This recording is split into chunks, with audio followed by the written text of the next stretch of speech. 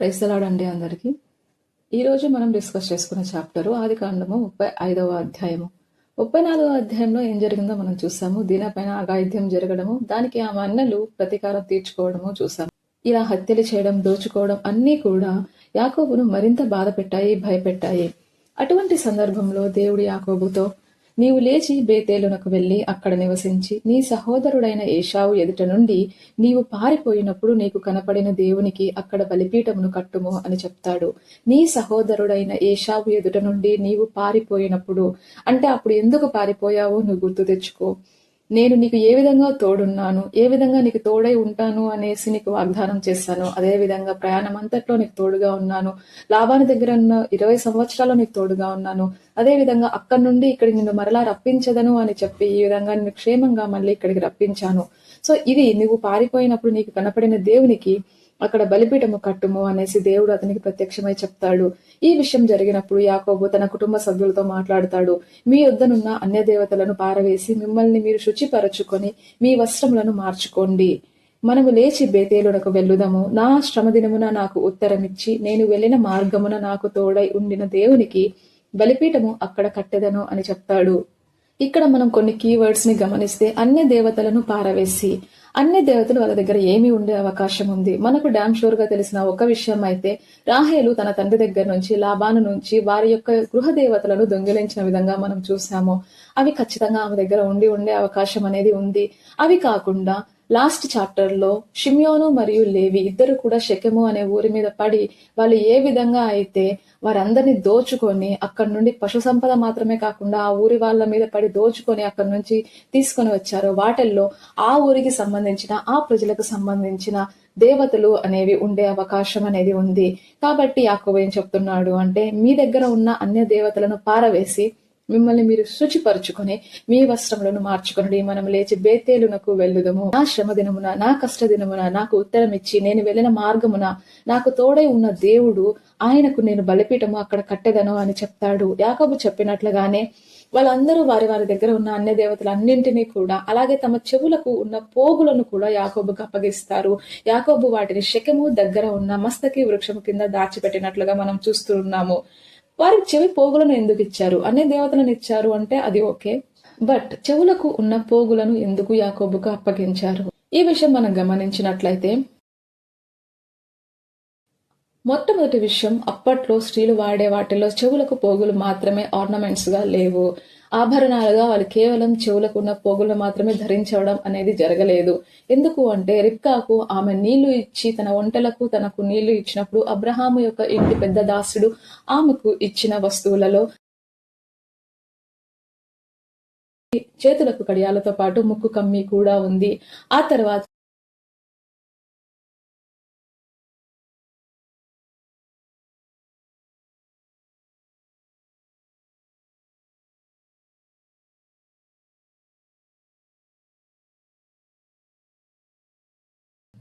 తర్వాత రిబ్కా ఇస్సాకు భార్యగా ఆ కుటుంబ సభ్యుల మధ్యన అంగీకారం జరిగిన తర్వాత ఆమెకు వెండి నగలను, బంగారు నగలను, వస్త్రములను ఇచ్చిన విధంగా మనము 24వ అధ్యాయంలో చూడవచ్చును. ఆ సందర్భంతో మనం ఇక్కడ పోల్చుకుంటే మరి ఇక్కడ వాళ్ళు కేవలం చెవి పోగులను మాత్రమే ఇస్తూ ఉన్నారు.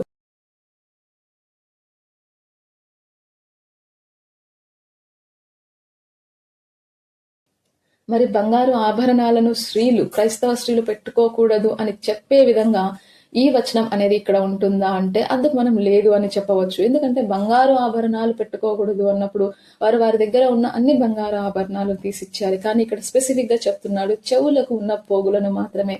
మరి ఎందుకు కేవలం చెవులకు ఉన్న పోగులను వాళ్ళు ఇచ్చి ఉండే అవకాశం ఉంటుంది?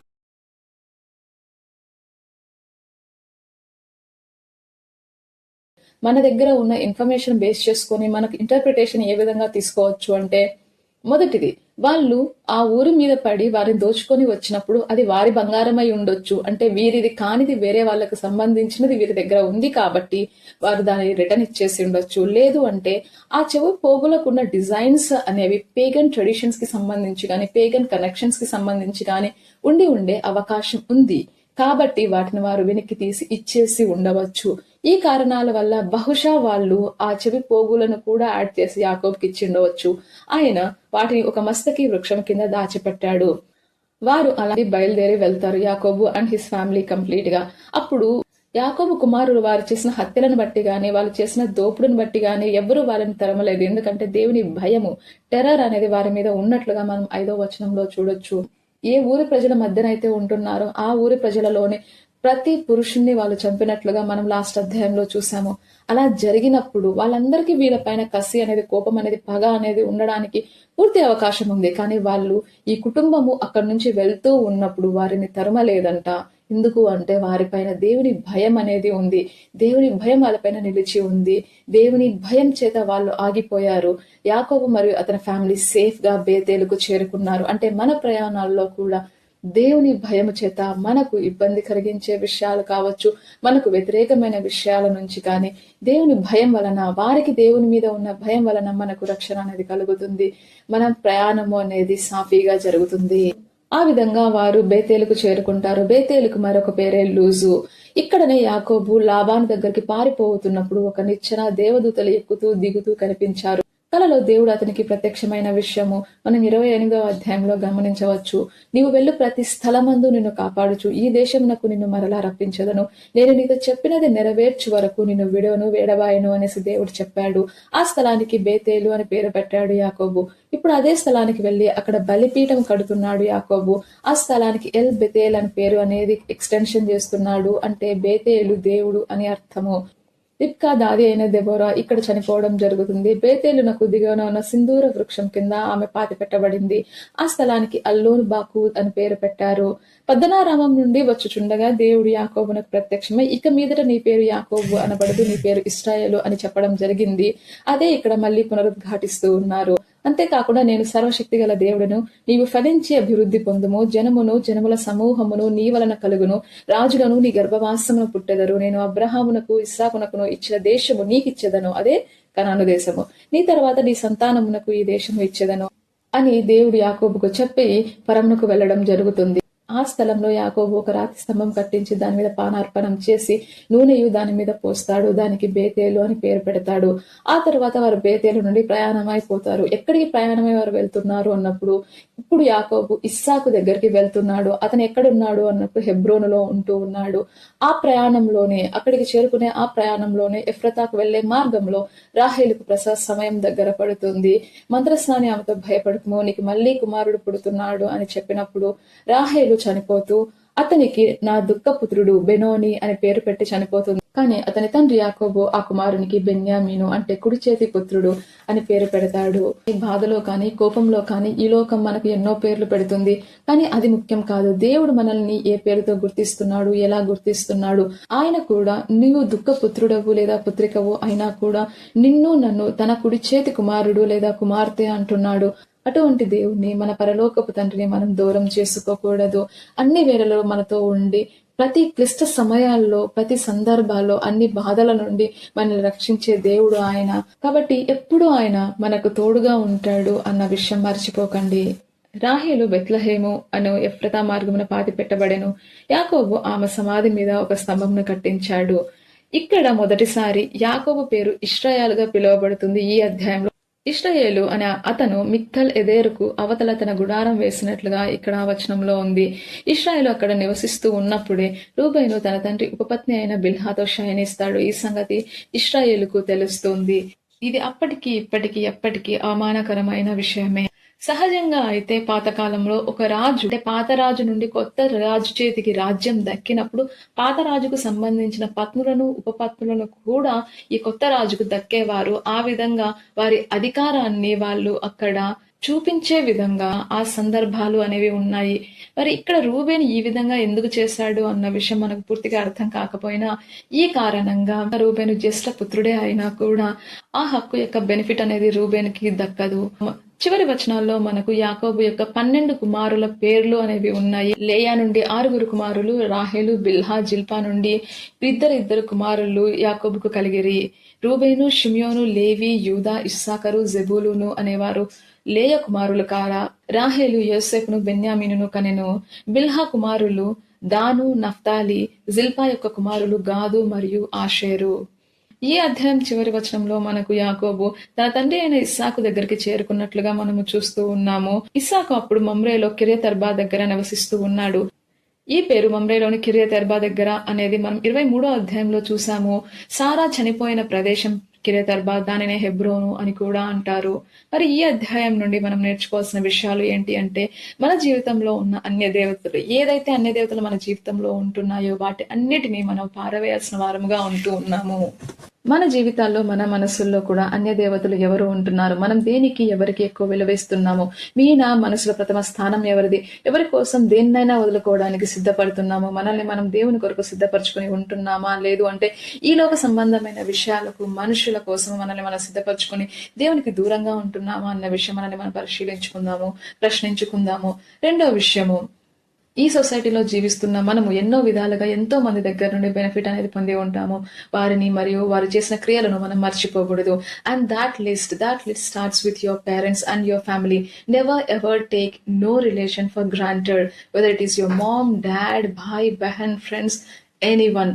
Like the same way, do not ever forget how and when God saved you and protected you.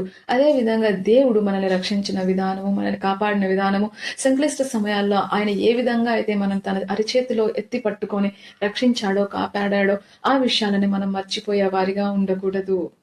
మూడో విషయం, యాకోబు దేవుడిని శ్రమ దినమున తోడై ఉండి ఉత్తరం ఇచ్చిన దేవునిగా అభివర్ణిస్తున్నాడు.